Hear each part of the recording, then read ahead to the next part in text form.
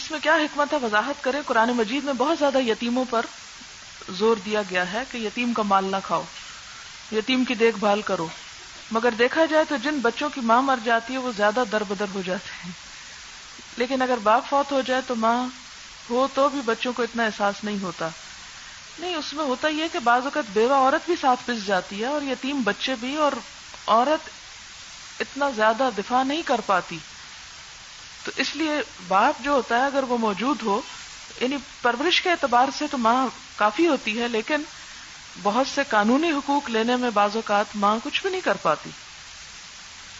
یعنی اس سینس میں سوچے کہ باپ اگر مال چھوڑ کے مر گیا ہے تو ماں جائیداد میں اپنا اور یتیم بچوں کا حصہ لینے کے لیے بسا اوقات سٹینڈ نہیں لے سکتی اپنے دیوروں کا یا اور جو لوگ ہیں. لیکن اگر عورت فوت ہو گئی ہے اور اس کے مقابلے میں شوہر زندہ ہے تو ایک مرد جو ہے وہ قانونی حقوق اپنے لیے لے لیتا ہے اور بچوں کے لیے بھی لے لیتا ہے. تو اس سینس میں یہاں بات ہو رہی ہے ایکچولی. وَإِن يَتَفَرَّقَا يُغْنِ اللَّهُ كُلًّا مِّن سَعَتِهِ، اگر وہ دونوں الگ الگ ہو جائیں غنی کر دے گا اللہ ہر ایک کو اپنی وسعت سے. اس آیت میں یہ سمجھ نہیں آئی کہ دونوں الگ الگ ہو جائیں، یعنی دونوں بیویاں یا میاں بیوی الگ الگ ہو جائیں. ذرا نکالیں آیت تو آپ کو پتہ چلے.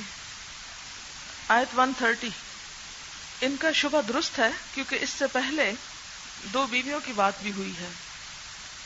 بین النساء کی بات اگرچہ صرف دو کی نہیں، دو سے زائد کی بھی ہو سکتی ہے، لیکن یتفرقا میں ذرا سا احتمال ہے. یہاں مراد شوہر اور بیوی ہیں. یہ دراصل حل بتایا جا رہا ہے. نمبر 3 حل نمبر 3 ہے ایک مسئلے کا، اور وہ مسئلہ کیا تھا؟ عورت اپنے شوہر سے ڈرتی ہو. کس چیز سے؟ نشوزن او اعراضن، نشوز اور اعراض کی وجہ سے. نشوز کیا ہوتا ہے؟ بد دماغی، سرکشی، یعنی اس کی سختی اور ایسا رویہ. اور اعراض کا معنی کیا ہے؟ بے رخی، یعنی اس کی توجہ کا نہ ہونا. اس کی وجہ کیا ہو سکتی ہے توجہ کے نہ ہونے کی؟ کوئی دوسری عورت.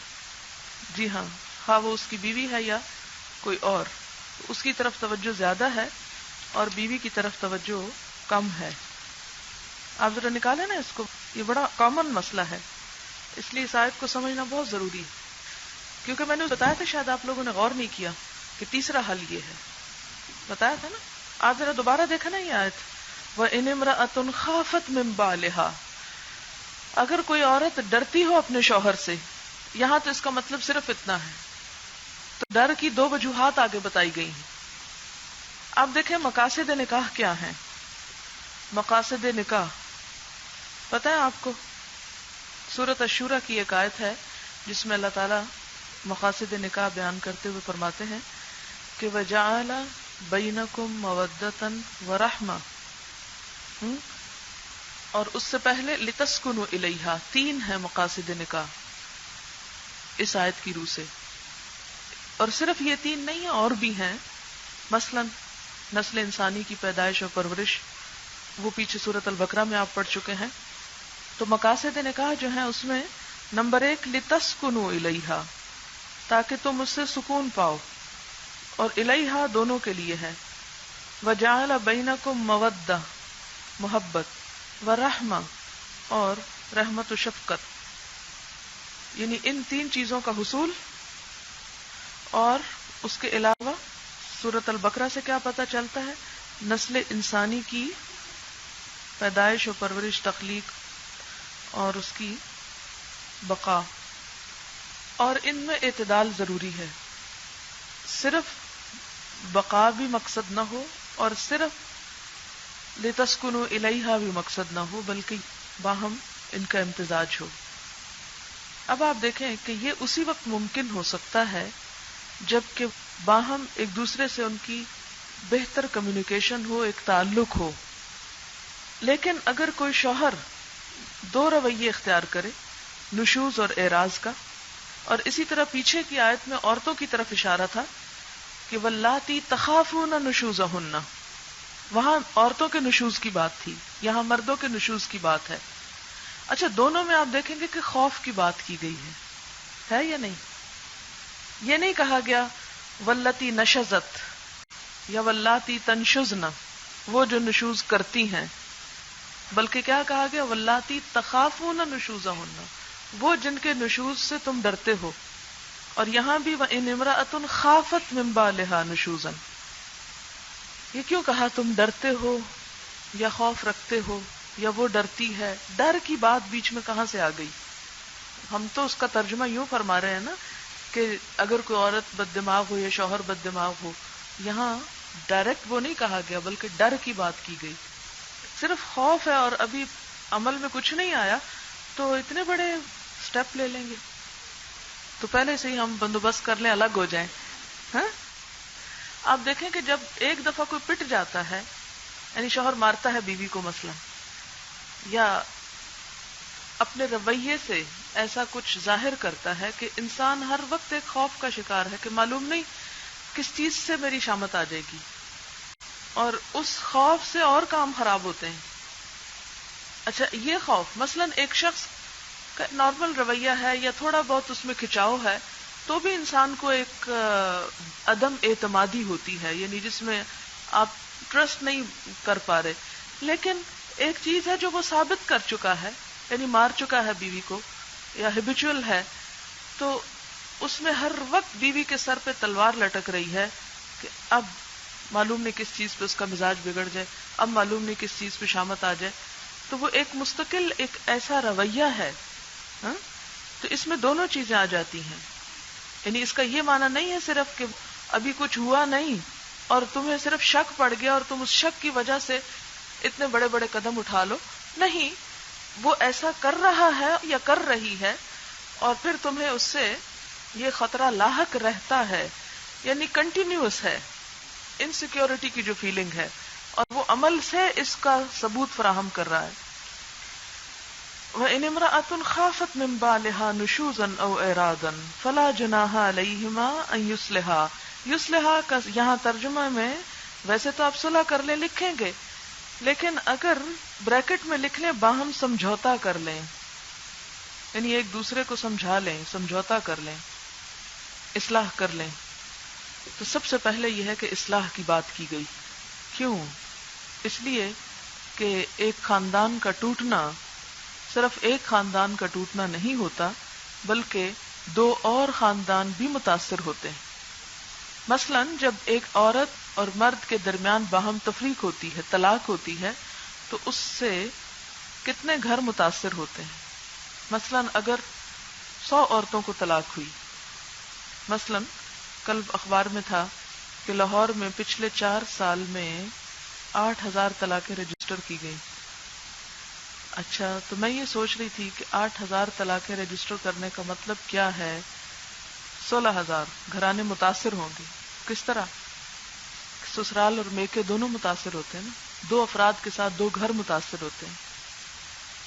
تو جس شہر کے اندر 16,000 گھر لڑائی جھگڑے فساد اور معلوم نہیں کس کس چیز کا شکار ہو، اور یہ تو صرف رجسٹرڈ طلاقوں کی بات ہو رہی. بہت سی طلاقیں تو ہمارے ہاں رجسٹر ہی نہیں ہوتی، عورتیں روٹ روٹ کے ساری زندگی بیٹھی رہتی ہیں، نہ طلاق ہوتی ہے اور نہ ہی کچھ اور. تو آپ دیکھیں کہ اسلام نے معاشرتی زندگی پر اور معاشرتی زندگی کی اصلاح پر بہت زور دیا ہے.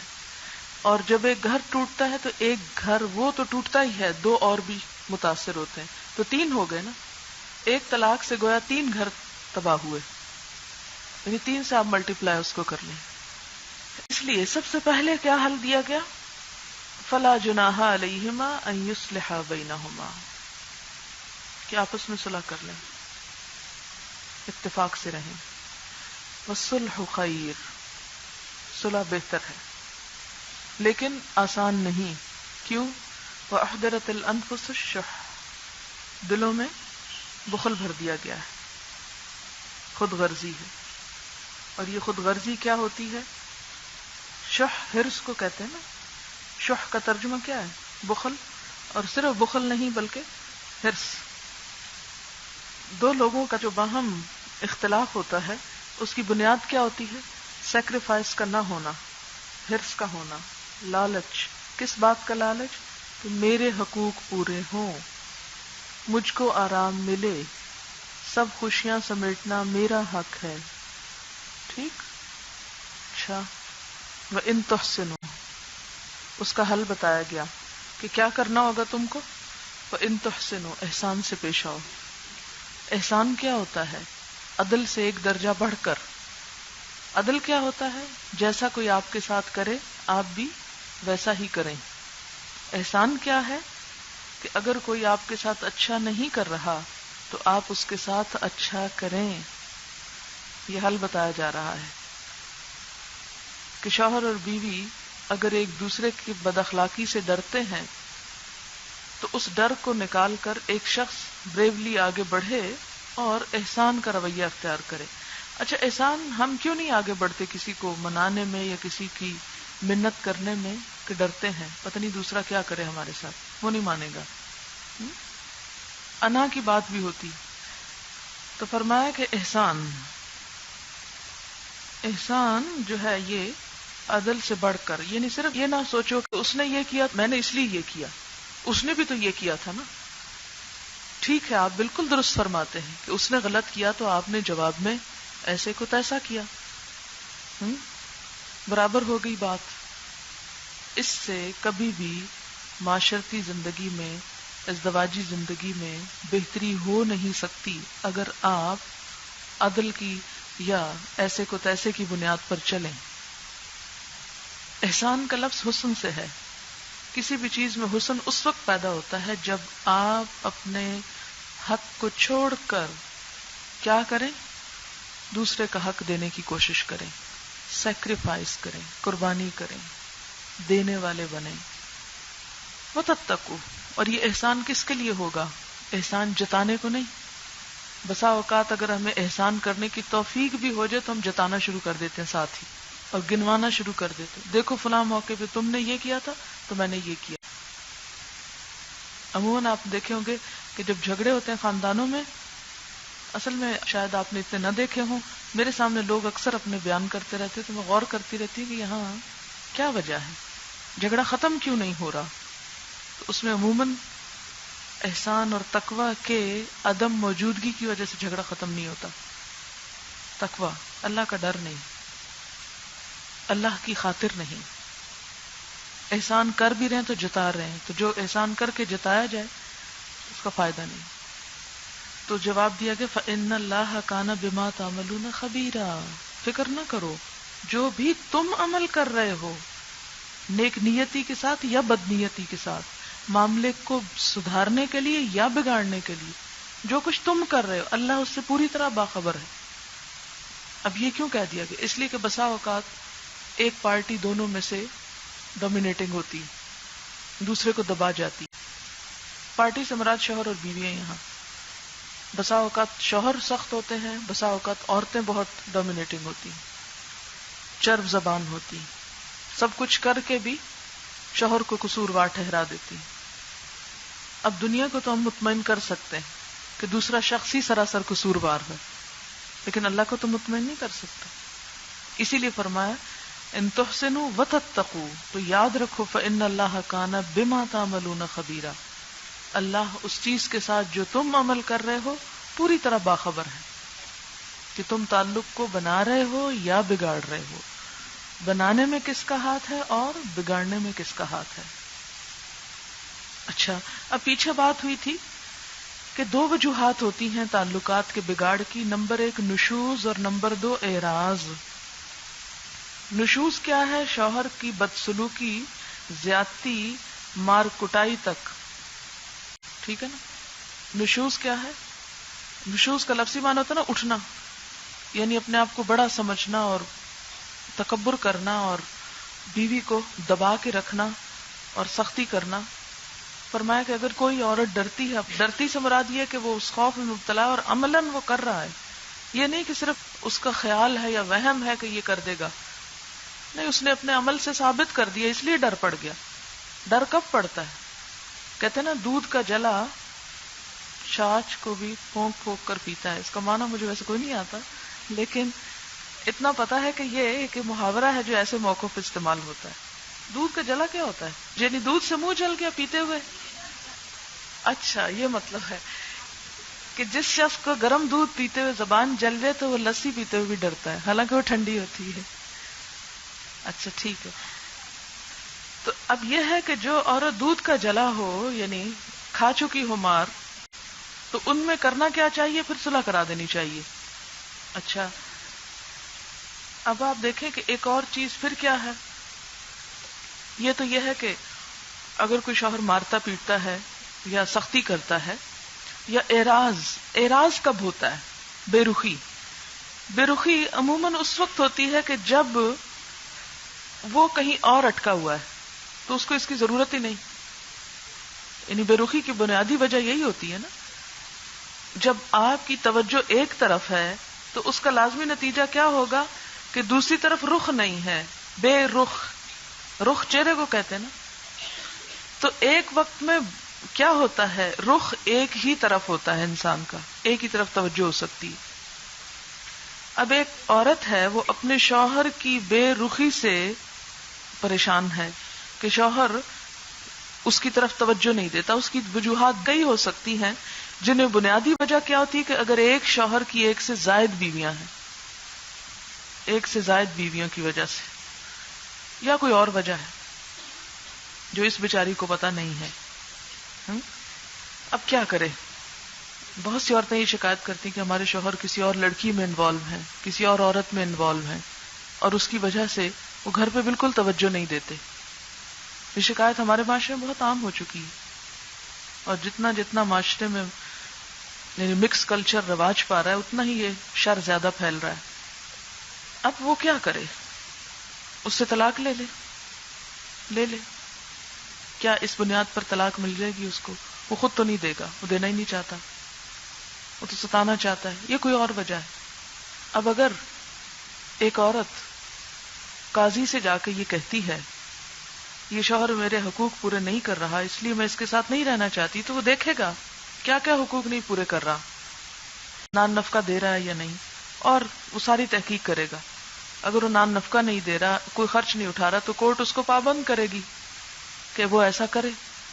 اور اگر وہ نہیں کرتا تو پھر اس صورت میں کیا وہ خلا لے سکتی ہے یا نہیں؟ تو اس کا حال آگے بتایا جا رہا ہے کہ اس صورت میں بھی کہ شوہر بے رخی کر رہا ہے تو کیا کرے؟ گھر بنا کے ہی رکھے. کیونکہ ازدواجی زندگی میں سب کچھ صرف شوہر کی توجہ ہی نہیں ہوتی، اور بھی بہت سارے فیکٹرز ہوتے ہیں. وَالصُّلْحُ خَيْرٌ وَأُحْضِرَتِ الْأَنفُسُ الشُّحَّ. لیکن انسان بڑا ہی بخیل ہے، خود غرض ہے. وہ کیا کہتا ہے کہ اگر وہ میری طرف توجہ نہیں دیتا تو میں بھی اس کا حق ادا نہیں کر سکتی. اس طرح عموماً شوہر اور بیوی کے درمیان اکٹھے رہتے ہوئے بھی ایک بہت بڑی خلیج حائل ہو جاتی جو آگے جا کے بہت جھگڑوں کا سبب بنتی. جب شوہر بیوی کی ایکسپیکٹیشنز پر پورا نہیں اترتا تو بیوی بھی اس کے حقوق دینے سے کتراتی. وہ نشوز برتتا ہے تو یہ بھی جواباً میں نشوز دکھاتی ہے، اس کا حق نہیں دیتی اس کو. ایسے موقعوں پر کرنا کیا چاہیے؟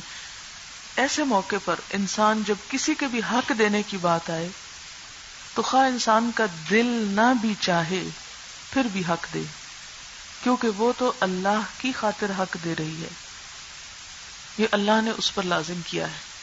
اور اگر یہ حق دے گی تو پھر کیا ہوگا؟ اللہ تعالیٰ شاید کچھ عرصے بعد اس کے شوہر کا دل اس کے لیے نرم کر دے، اس کے لیے آسانی پیدا کر دے، اور یہیں پر خیر پیدا ہو جائے. یہ نہیں کہا کہ فوراً ہی طلاق کے جھٹکے سے الگ ہو جاؤ یا لڑکی روٹھ کر والدین کے گھر چلی جائے، کیونکہ ایک گھر کا ٹوٹنا بہت بڑے فساد کا پیش خیمہ ہو جاتا ہے.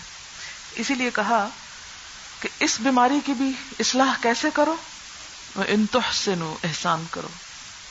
یعنی شوہر توجہ نہیں دیتا، تم توجہ دو، تم اسے حق دو، تم اسے اپنی طرف مائل کرنے کی کوشش کرو. یعنی اس میں تحسنوا کا اشارہ کس کی طرف ہے؟ پھر عورت کی طرف. اور یہ کام بڑا مشکل ہوتا ہے کہ یک طرفہ طور پر انسان کسی کو توجہ دے جہاں سے انسان کو کچھ بھی نہ مل رہا ہو. اور صرف اللہ سے ڈرتے ہوئے. انسان اپنے نفس، اپنے دل، اپنی مرضی، اپنی خواہشات، ہر چیز کے خلاف جا کر دوسرے کو منا لے، دوسرے کو اس کا حق دے دے، اور اس میں شوہر کے تمام حقوق مراد ہیں. تو جو بھی ایسا کرے گا اللہ تعالیٰ کو خوب خبر ہے کہ زیادتی کون کر رہا ہے. بسا اوقات آپ دیکھیں کہ شوہر گھر نہیں آتے، شوہر بہت ظلم کرتے ہیں ہمارے معاشرے کے اندر. یہ ایک ایسا ایشو ہے کہ جس پر آج ہمارا معاشرہ جل رہا ہے. گھر گھر میں پریشانی ہے. بنیادی ایک وجہ یہ بھی ہے کہ شوہر مثلاً بے روزگار ہوتے ہیں تو وہ بھی گھر والوں کے حقوق ادا نہیں کرتے. بے روزگاری بھی اس کی وجہ ہے، کرپشن بھی اس کی وجہ ہے. پھر معاشرے کے اندر جو ہماری فحاشی پھیلی ہوئی ہے، عورتوں اور مردوں کا اکٹھا ہونا مختلف جگہوں پر، اللہ کی حدود کو پامال کرنا، اس کی بھی ایک وجہ یہ ہے. اس سے بھی یہ چیزیں بہت زیادہ سامنے آ رہی ہیں. اور نتیجہ کیا ہو رہا ہے؟ ہمیں جو آخری حل بتایا گیا ہم نے پہلے نمبر پہ استعمال کرنا شروع کر دیا کہ گھر توڑ دیا جائے. جب میں آیت پڑھتی تو مجھے یوں لگتا ہے کہ جیسے گرتی ہوئی دیوار کو اللہ تعالیٰ تھام رہے کہ نہیں، روک لو روک لو روک لو، ٹوٹنے مت دو. فلا جناح علیہما ان یصلحا بینہما والصلح خیر واحضرت الانفس الشح وان تحسنوا وتتقوا فان اللہ کان بما تعملون خبیرا. اچھا، بسا اوقات شوہر اس لیے بھی بے رخی کر سکتے ہیں کہ انہیں بیوی سے شکایت ہے کہ بیوی یہ نہیں کرتی، بیوی وہ نہیں کرتی، وہ اچھا لباس نہیں پہنتی، یا وہ اس کا حق پوری طرح خوشی سے نہیں دیتی، یا کوئی ایسی شکایات ہوتی ہیں. شوہر کو بھی ہو سکتی ہیں کہ وہ جب گھر آتا ہے وہ موڈ آف کر کے بیٹھ جاتی، بات کرتی ہے تو بد اخلاقی سے کرتی. جو پیچھے آ گیا واللاتی تخافون نشوزہن، تو وہاں کیا کہا کہ فعظوہن، انہیں سمجھاؤ. اور یہاں پھر وان تحسنوا، اگر وہ بد اخلاق ہے، بد زبان ہے، تم احسان کرو. وتتقوا، اور اللہ سے ڈرو. تو اس طرح کیا ہوگا؟ اصلاح کی ایک شکل پیدا ہو جائے گی. فإن اللہ کان بما تعملون خبیرا. اور اگر شوہر کے اعراض کی وجہ کیا ہے؟ دوسری بیوی، فرمایا وَلَن تَسْتَطِيعُوا أَن تَعْدِلُوا بَيْنَ النِّسَاءِ. عورتوں کو بھی بتایا جا رہا ہے کہ یہ ممکن نہیں کہ سب کے درمیان پوری طرح عدل کیا جا سکے، اس لیے کہ مادی چیزوں میں تو عدل ہو سکتا ہے لیکن جذبات کے معاملے میں عدل ہو نہیں سکتا. آپ کسی شخص کو جبرن چاہ نہیں سکتے، یا جس کو چاہتے ہیں جبرن اپنے دل سے نکال نہیں سکتے، جبکہ وہ معاملہ گھر کے اندر ہو. ایک غیر شخص ہے، کہیں دور پار ہے، تو اس کو تو انسان اگنور کر سکتا ہے، بھلا سکتا ہے، لیکن ایک شخص جو آپ کے گھر کے اندر ہے تو اس کے ساتھ تو یہ آپ نہیں کر سکتے. تو پھر فرمایا کہ کیا کرو؟ وَلَوْ حَرَصْتُمْ، اگرچہ تم چاہو بھی تو نہیں کر سکتے. اللہ تعالیٰ چونکہ انسان کا پیدا کرنے والا، انسان کی نفسیات کو خوب سمجھتا ہے، تو پھر کیا کرو؟ فَلَا تَمِيلُوا كُلَّ الْمَيْلِ، پوری طرح ایک طرف مت جھک جاؤ. یعنی اپنے رویے سے ایک بیوی کی طرف مائل مت ہو جاؤ. میل کا مطلب کیا؟ پیچھے آپ پڑھ چکے نا، مڑ جانا، جھک جانا، یعنی ساری توجہ ایک ہی طرف نہ کر لو. فَتَذَرُوهَا كَالْمُعَلَّقَةِ، کہ دوسری بیچاری بالکل لٹکتی ہوئی رہ جائے. لٹکتی ہوئی سے اسے تشبیہ کیوں دی گئی؟ کہ وہ لوگوں کی نظر میں شوہر والی ہے اور شوہر کے سامنے اس کی کوئی حیثیت نہیں، کہ اس کا کوئی ٹھکانہ نہیں. پھر فرمایا وَإِن تُصْلِحُوا وَتَتَّقُوا، پھر حل کیا ہے؟ تُصْلِحُوا وَتَتَّقُوا. پہلے کہا تُحْسِنُوا وَتَتَّقُوا، دوسری دفعہ فرمایا تُصْلِحُوا وَتَتَّقُوا. تقوی دونوں جگہ آ رہا ہے. فَإِنَّ اللَّهَ كَانَ غَفُورًا رَحِيمًا، تو اللہ تعالیٰ بھی بخشنے والا مہربان ہے. جو مادی چیزیں ہیں بظاہر جہاں جہاں دے سکتے ہو وہ دو. دل سے اگر نہیں بھی کر پا رہا تو بھی جو جہاں تک کر سکتا ہے وہ تو کرے. اب اس میں کیا ہے؟ مثلا نان نفقہ ہے، یا رات گزارنا ہے، یا جو باری کی تقسیم ہے وہ تو کرو. باقی جو جذبات ہیں وہ الگ بات ہے، لیکن جو بظاہر تقسیم کی بات ہے وہ تو کرنا ہوگا. اور اسی لیے وہ میں نے آپ کو حدیث سنائی تھی کہ جو شخص قیامت کے دن آئے اس حال میں کہ اس کی دو بیویاں ہوں اور ایک کی طرف وہ مڑ جائے تو کیا ہوگا؟ آدھے دھڑ کے ساتھ اٹھے گا گھسٹتا ہوا میدان حشر میں. ظاہر ٹانگیں نہیں ہوں گی، چلے گا کیسے؟ تو معلقہ کا مطلب کیا ہے کہ نہ وہ سہاگن ہے، نہ بیوہ ہے، نہ مطلقہ ہے، نہ وہ شوہر والی نظر آتی ہے اور نہ ہی بغیر شوہر کے کہ کہیں اور شادی کر لے، یعنی اس شوہر کے ساتھ بھی نہیں ہے اور اس سے آزاد بھی نہیں ہے، بلکہ بیچ میں لٹکی ہوئی ہے.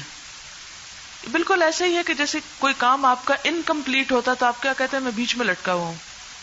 مثلاً آپ کو جانا ہے کسی دوسرے ملک، آپ کو فلائٹ نہیں مل رہی، اب آپ نہ وہاں جا پا رہے ہیں اور نہ یہاں کوئی کام شروع کر رہے ہیں، تو آپ کیا ہو گئے؟ بیچ میں لٹک گئے کہ آپ کی زندگی ضائع ہو رہی ہے، وقت ضائع ہو رہا ہے. تو یہ ایک طرح سے ایک انتظار کی سی کیفیت ہے کہ نہ حالات ادھر سدھر رہے ہیں نہ کچھ اور ٹھکانہ بن رہا ہے، ایک پریشان کن صورتحال ہے. تو یہ شوہر کو کہا جا رہا ہے کہ اسے لٹکا کے مت رکھو، یا تو طلاق دے کے الگ کر دو اور یا اس کے حقوق پورے کر کے اسے اچھی طرح بساؤ کہ وہ عزت کی زندگی بسر کر سکے. تیسرا آخری حل، وَإِن يَتَفَرَّقَا، اگر دونوں کی راہیں الگ ہو جائیں، جدا ہو جائیں، یعنی شوہر طلاق دے دے یا یہ خلا لے لے. یعنی جب وہ عورت دیکھے کہ شوہر میرے حقوق پورے نہیں کر رہا تو پھر کیا کرے؟ وہ خلا لے لے. ڈرے نہ، یغنی اللہ کلا من سعتہ، غنی کر دے گا اللہ ہر ایک کو اپنی وسعت سے. یعنی اللہ تعالی اس مرد کے لیے بھی کوئی اور بیوی کا انتظام کر دے گا، اس کا گھر بسانے کے لیے کوئی اور عورت لے آئے گا اور اس عورت کو کوئی اور شوہر دے دے گا. یا وسعت سے مراد یہاں مال ہے کہ اللہ تعالیٰ ہر ایک کو اپنے فضل سے رزق دے دے گا. پھر ایسی حالت میں اکٹھے مت رہو کہ جہاں تم حدود اللہ کو پامال کر رہے ہو. آپ کو معلوم ہے خلا کی جو گنجائش ہے وہ کس صورت میں ہے؟ سورۃ البقرہ کی آیت یاد ہے آپ کو؟ فَإِنْ خِفْتُمْ أَلَّا يُقِيمَا حُدُودَ اللَّهِ، جب حدود اللہ کے پامال ہونے کا اندیشہ ہو. اب دیکھیں کہ کچھ لوگوں کو دیکھتے ہی انسان کا ان کو مارنے کو دل جاتا ہے، ایسا ہوتا ہے نا، پتہ نہیں کیوں. تو میں بھی یہ سوچتی ہوں شوہر بیچارے بعض اوقات شاید بیوی کی کسی عادت یا کسی چیز سے مجبور ہوتے ہیں کہ مارنے لگتے ہیں، تو اس صورت میں عورت کو مار کھاتے نہیں رہنا چاہیے. یہ اپنا ہاتھ روک نہیں سکتا اس کو دیکھ کے اور وہ اپنا آپ بچا نہیں سکتی، بیوی کو مار کے اپنی بڑائی جتاتے ہیں. اچھا، یہ حدود اللہ کی بات اس لیے بھی آئی کہ پھر اگر شوہر اور بیوی بظاہر ایک بونڈ میں ہیں لیکن شوہر کہیں اور تعلق رکھے ہوئے، بیوی کہیں اور رکھے ہوئے، تو یہ بھی کیا کر رہے ہیں؟ حدود اللہ کو پامال کر رہے ہیں. وَمَن يَتَعَدَّ حُدُودَ اللَّهِ فَأُولَٰئِكَ هُمُ الظَّالِمُونَ، اور جو اللہ کی حدود توڑیں گے یہی لوگ دراصل ظالم ہیں. تو یہ تیسرا حل کیا ہے؟ وَإِن يَتَفَرَّقَا يُغْنِ اللَّهُ كُلًّا مِّن سَعَتِهِ وَكَانَ اللَّهُ وَاسِعًا حَكِيمًا. سمجھ آ گئی؟ سورۃ النساء کی روشنی میں آپ نے مرد اور عورت کی ذمہ داریوں کو اور ان کے باہم تعلق کو اسلام کی روشنی میں سمجھا. اللہ تعالیٰ سے دعا ہے کہ ہمیں اسلام کی سنہری تعلیمات پر بہترین طریقے سے، بہترین خلوص نیت کے ساتھ عمل کی توفیق عطا فرمائے تاکہ ہماری خاندانی زندگیاں ایک خوشگوار زندگی کا نمونہ بنے. خاندان انسانوں سے بنتے ہیں، انسانوں کے باہم تعلقات کی خوشگواری خاندانوں کی خوشگواری ہوتی ہے، اور جب خاندان خوشگوار ہوں گے، مضبوط ہوں گے، تو ایک مضبوط معاشرہ وجود میں آئے گا، اور جب ایک مضبوط معاشرہ وجود میں آئے گا تو مسلمان امت بہترین بنے گی، اور جب مسلمان امت بہترین ہوگی تو وہ اپنے اوپر عائد ہونے والا فریضہ شہادت حق کہ تمام دنیا کے سامنے اسلام کا پیغام بہترین طور پر رکھ سکے گی. تو ہماری دعا ہے کہ اللہ تعالی ہم سب کو خاندانی زندگی کی خوشیاں عطا کرے، اور اس کے لیے وہ دعا مانگنا بھی بہت مفید ہے جو سورۃ الفرقان میں اللہ تعالیٰ نے اپنے خاص پیارے بندوں کے لیے پسند فرمائی، اور وہ دعا ہے ربنا هب لنا من ازواجنا وذریاتنا قرۃ اعین واجعلنا للمتقین اماما. اے ہمارے رب، ہمیں ہمارے شوہروں یا بیویوں سے اور ہماری اولاد سے آنکھوں کی ٹھنڈک نصیب فرما اور ہمیں متقی لوگوں کا رہنما بنا. اللہ تعالی ہمیں عمل کی توفیق دے. وآخر دعوانا ان الحمد للہ رب العالمین. سبحانک اللہم وبحمدک نشہد ان لا الہ الا انت نستغفرک ونتوب الیک. والسلام علیکم ورحمۃ اللہ وبرکاتہ.